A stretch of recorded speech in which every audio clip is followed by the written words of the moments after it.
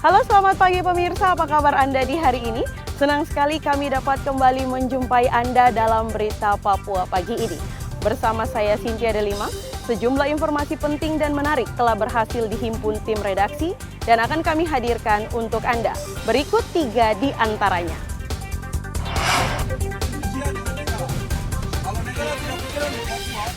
Jika tuntutan tidak dipenuhi dalam 2 bulan, kelompok kriminal bersenjata di Kabupaten Duga akan membunuh pilot Susi Air yang disandera. Bawaslu dan partai politik deklarasi pemilu damai di perbatasan Papua New Guinea. Harga ayam di Merauke masih normal disebabkan pasokan yang melimpah.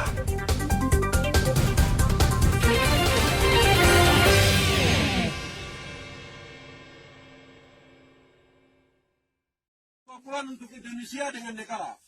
Kalau negara tidak bicara untuk Papua, Indonesia tidak mengaku, berarti pilot ini saya kasih waktu 2 bulan. Kalau tidak, saya akan tembak. Jagat maya dikagetkan dengan sebuah video yang berisi tentang kondisi pilot Susi Air, Philip Mark Mertens, dalam penyanderaan.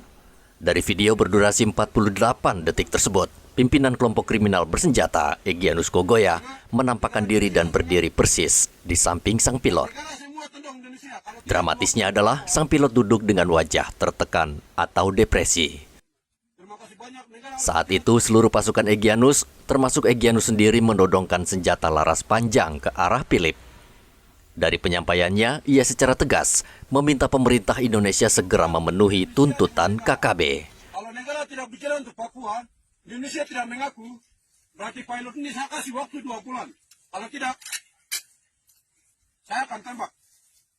Saya hanya kasih waktu 2 bulan. Senjata itu lantas diarahkan ke sang pilot yang tetap terduduk. Egyanus menampakkan diri bersama sekitar 30 pengikutnya yang semuanya memegang senjata api. KKB pimpinan Egyanus Kogoya menyandera pilot Philip usai pesawat Susi Air mendarat di lapangan terbang Paro, Kabupaten Duga, Papua Pegunungan pada 7 Februari 2023 lalu. KKB akan membebaskan pilot Susi Air ini dengan syarat pemerintah Indonesia memberikan kemerdekaan bagi Papua. Kunci kemerdekaan baru saya akan lepas pilot. Hingga berita ini disusun, pihak TNI dan Polri belum menanggapi adanya video yang beredar dari KKB itu. Arthur melaporkan dari Duga, Papua Pegunungan.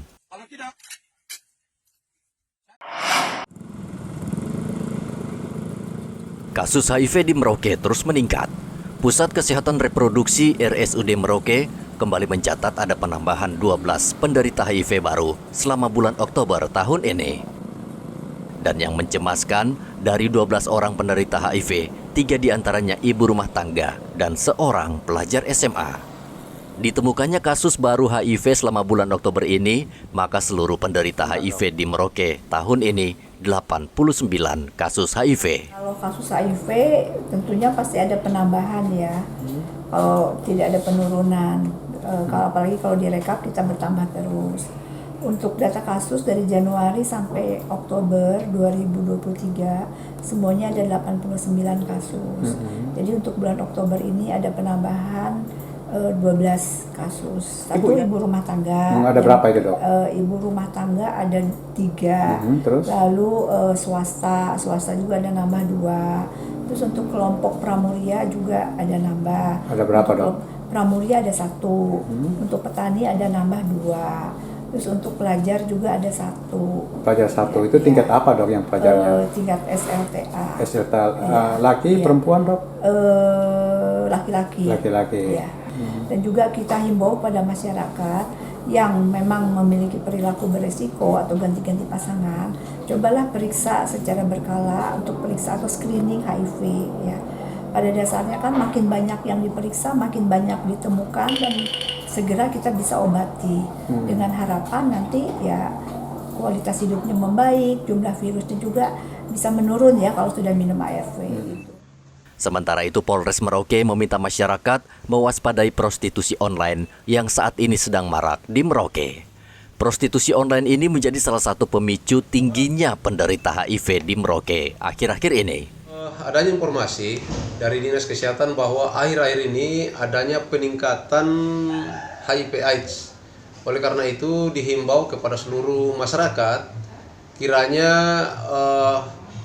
adanya permintaan-permintaan atau melalui media sosial khususnya kepada remaja ya muda-mudi supaya dihindari, dan apabila ada ditemukan atau mendengar dan melihat adanya prostitusi melalui online, kiranya secepatnya dilaporkan ke pihak kepolisian yang terdekat supaya bisa mengambil langkah-langkah untuk berkoordinasi dengan dinas kesehatan. HIV adalah virus mematikan menyerang sel pertahanan tubuh sehingga penderita kehilangan daya tahan tubuh. HIV bisa berkembang menjadi AIDS dan merenggut nyawa si penderita. Muhammad Ridwan melaporkan dari Merauke, Papua Selatan.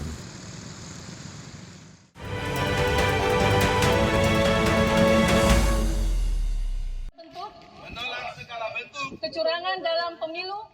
Badan Pengawas Pemilu Provinsi Papua dan partai politik menggelar deklarasi pemilu damai di Sko, perbatasan RI Papua New Guinea. Bawaslu berharap pemilu tahun ini menjadi momentum mengutamakan politik santun. Bawaslu juga menghimbau kepada peserta pemilu untuk berperan mengedukasi masyarakat dengan adu gagasan yang cerdas tanpa saling menjelekan. Mendorong pelaksanaan kampanye pemilu 2024 bisa menjadi catatan dan momentum untuk kemudian teman-teman peserta pemilu itu mengedepankan politik santun, politik yang penuh etika, politik yang penuh peradaban, tetapi juga kami menghimbau kepada peserta pemilu untuk mengedepankan politik yang mengedukasi publik.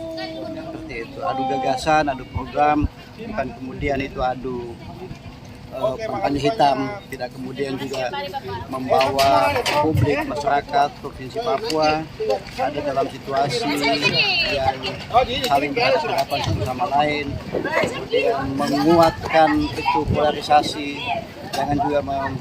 jangan memperkeruh dengan ujaran-ujaran kebencian dan menggunakan isu-isu atau politisasi identitas. Kita menjadi satu. Di tempat terpisah, Bawaslu Provinsi Papua menerjunkan 70 pengawas pemilu ke 9 kabupaten dan kota di Papua untuk mengantisipasi pelanggaran. Ketua Bawaslu Provinsi Papua mengatakan keberhasilan pengawasan pemilu tidak diukur dari berapa banyak jumlah pelanggaran, tetapi pada pelaksanaan mencegah terjadinya pelanggaran. Yang paling penting untuk ditekankan adalah pencegahan adalah kata wajib yang dilakukan sebelum melaksanakan apa yang disebut dengan upaya-upaya penindakan. Karena keberhasilan pemilu tidak ditentukan oleh banyaknya pelanggaran dan sedini mungkin potensi-potensi terjadinya kecurangan pemilu. Bahwa jajaran pengawas pemilu juga diperintahkan untuk menjaga setiap tahapan pemilu berjalan sebagaimana aturan yang semestinya. Kemudian juga diminta untuk tidak memberikan ruang hadirnya politisasi identitas, ujaran kebencian di setiap lini masyarakat. Bawaslu Papua mencatat ada 4 kabupaten dan kota yang masuk kategori rawan dalam pemilu serentak mendatang, yakni Kota Jayapura, Kabupaten Jayapura, Kepulauan Yapen, dan Sarpi. Arthur melaporkan dari Kota Jayapura, Papua.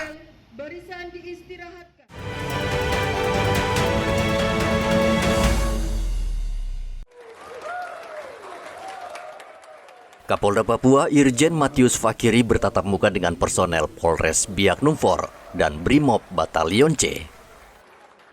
Kapolda meminta seluruh polisi untuk bersikap netral dan menjaga jarak dengan para tokoh politik yang sedang berlaga dalam pemilu. Saya berharap anggota Polres, Pak Kapolres ini mengingatkan semua pejabat, nanti para Kapolres juga ingatkan para distrik. Ya, memang medsos itu bagus, tapi niatnya tadi mungkin karena pertemanan. Contoh saya dan Pak Sulistiawati ini kan teman, tapi foto terus viralkan. Tanggapan lawan politiknya itu yang nanti diviralkan. Paham ya? Ya. Kita punya kewajiban untuk mengingatkan supaya jangan kita membuat gaduh, membuat kisruh di Papua. Tidak ada salahnya kita ingatkan kalau itu untuk kepentingan sendiri, kita berulang kali, Bapak Kapolri berulang kali, Bapak Presiden, dan saya berulang kali berduka saya ingatkan untuk netral. Jadi kita tidak usah lagi mungkin dekat dengan si A, si B, kita mau pilih ini, pilih itu. Kita pilih, yang kita pilih adalah tugas pokok Polri. Jelas kan? Sudah lurus saja. Kapolda juga meminta anggotanya menjaga keselamatan saat mengawal pendistribusian logistik pemilu ke pulau-pulau terluar karena potensi gelombang laut yang tinggi. Ia juga meminta seluruh aparatnya mengantisipasi kerusuhan saat pemilu, kendati Kabupaten Biak Numfor relatif aman. Arthur melaporkan dari Kabupaten Biak Numfor, Papua.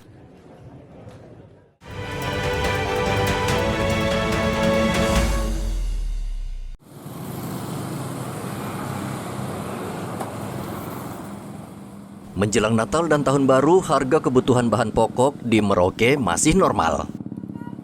Saat ini penjualan ayam potong di Jalan Ermasu Merauke belum mengalami kenaikan. Untuk satu ekor ayam ukuran kecil berkisar Rp50.000, ukuran sedang Rp60.000 per ekor, dan ukuran besar Rp65.000 per ekor. Stabil aja Om, harganya masih stabil. Masih stabil. Sekarang berapaan dia? Masih tetap, harganya 50. Kalau Natal kira-kira jalan Natal bakal naik ya? Belum tahu juga Om, tergantung. Tapi biasanya naik. Biasanya sih. Biasanya berapa kenaikannya biasa kalau Natal per ekor? Belum tahu harga ini. Iya, belum tahu harga. Belum tahu harga ya. Harga ayam normal disebabkan pasokan ayam dari Surabaya dan ayam lokal melimpah. Sementara permintaan warga juga masih belum banyak. Muhammad Ridwan melaporkan dari Merauke, Papua Selatan.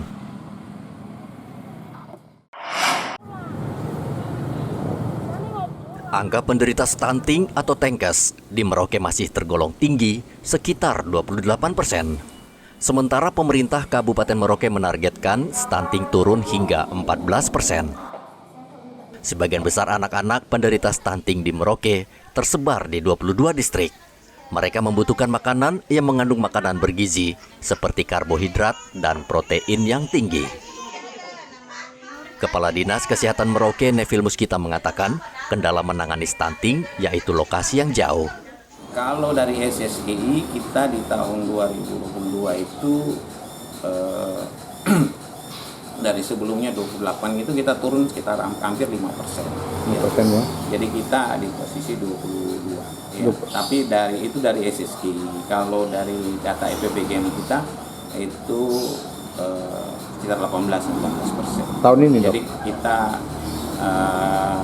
masih harus bekerja keras untuk menurunkan ya sampai di 14% sesuai dengan target. Jadi saya kasih contoh misalnya PMT itu yang tadi saya sampaikan. Ketika kita menemukan balita atau ibu hamil yang kurang energi kalori, energi protein, ya kita memberikan PMT. Cuma di PMT kita yang diberikan oleh teman-teman di lapangan itu kan cuma 90 hari atau 3 bulan itu yang tadi saya sampaikan. Ya.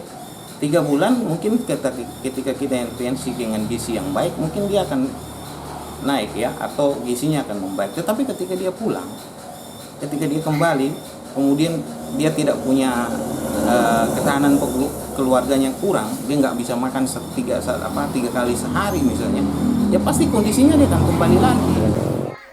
Sebagian warga Merauke masih hidup di bawah garis kemiskinan sehingga menjadi salah satu faktor penyebab stunting. Petugas Dinas Kesehatan mengajak seluruh pihak terlibat menurunkan angka stunting di Merauke. Muhammad Ridwan melaporkan dari Merauke, Papua Selatan.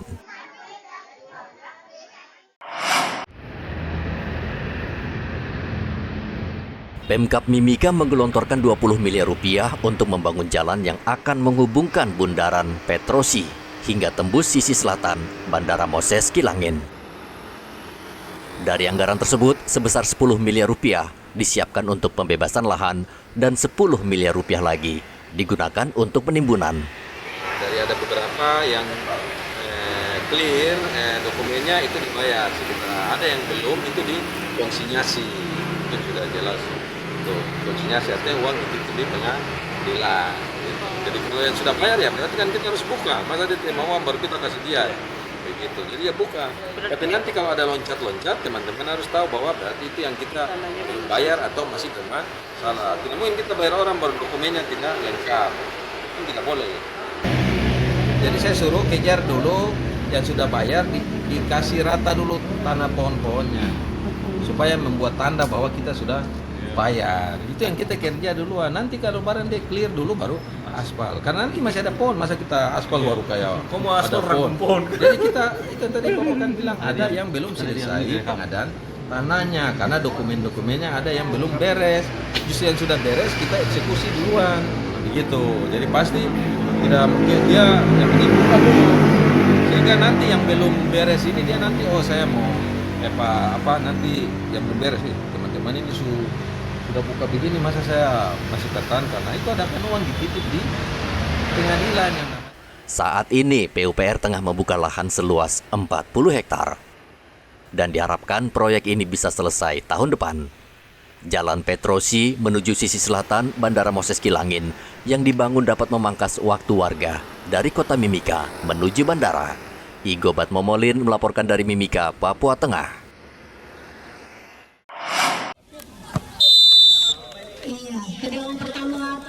Korem 172 Praja Wirayakti menggelar turnamen Liga Top Skor U15 yang berlangsung hingga 3 Maret 2024.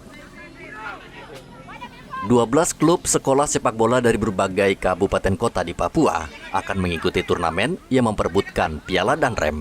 Turnamen digelar di lapangan sepak bola Nafri, Kota Jayapura. Brigjen Dedi Hardono berharap turnamen itu melahirkan atlet sepak bola berbakat dan berprestasi yang membanggakan Papua.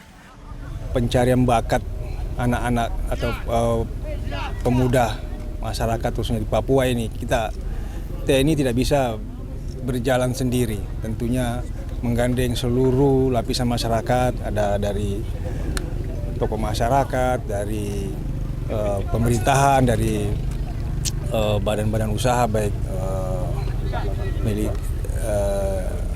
daerah, BUMN, semuanya tentunya berkolaborasi karena kalau hanya Pemda saja yang jalan tidak akan bisa, TNI juga yang jalan tidak akan bisa, harus bersama-sama. Dan tentunya efek dari liga ini kita harapkan mencari bibit-bibit dari usia dini sehingga masa pakai mereka panjang.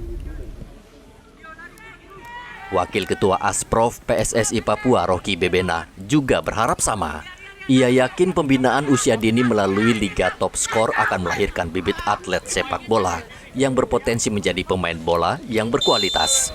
Sebenarnya momentumnya bagus sekali karena hari ini Indonesia dipercayakan jadi tuan rumah Piala Dunia U17.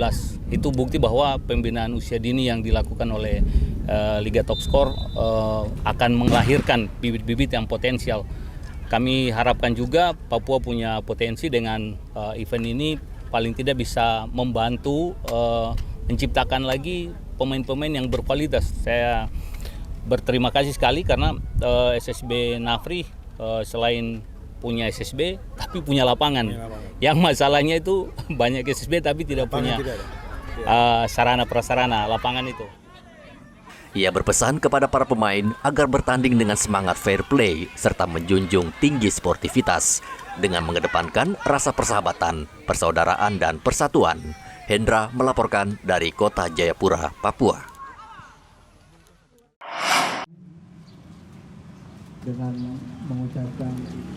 Penjabat Gubernur Papua Muhammad Ridwan Rumasukun meresmikan 30 rumah hasil renovasi yang tersebar di 4 kabupaten dan kota, yakni Kota Jayapura, Kabupaten Kerom, Kabupaten Jayapura, dan Sarmi. Rumah tersebut sebelumnya tidak layak huni, namun berkat bantuan Badan Amil Zakat Provinsi Papua, kini kondisi bangunan menjadi lebih layak untuk ditempati warga. Anggaran untuk renovasi rumah tersebut sebesar 25 juta rupiah per satu unit rumah. Selain merenovasi rumah, Pemprov Papua dan Basnas juga memberikan bantuan program pemberdayaan ekonomi bagi masyarakat tidak mampu dengan memberikan tempat usaha yang dinamakan Smart. Rumah layak huni Basnas, tahun ini kita merehab sebanyak 30 rumah layak huni yang tersebar di Kota Jayapura, Kabupaten Jayapura, Kabupaten Kerom, dan Kabupaten Sarmi.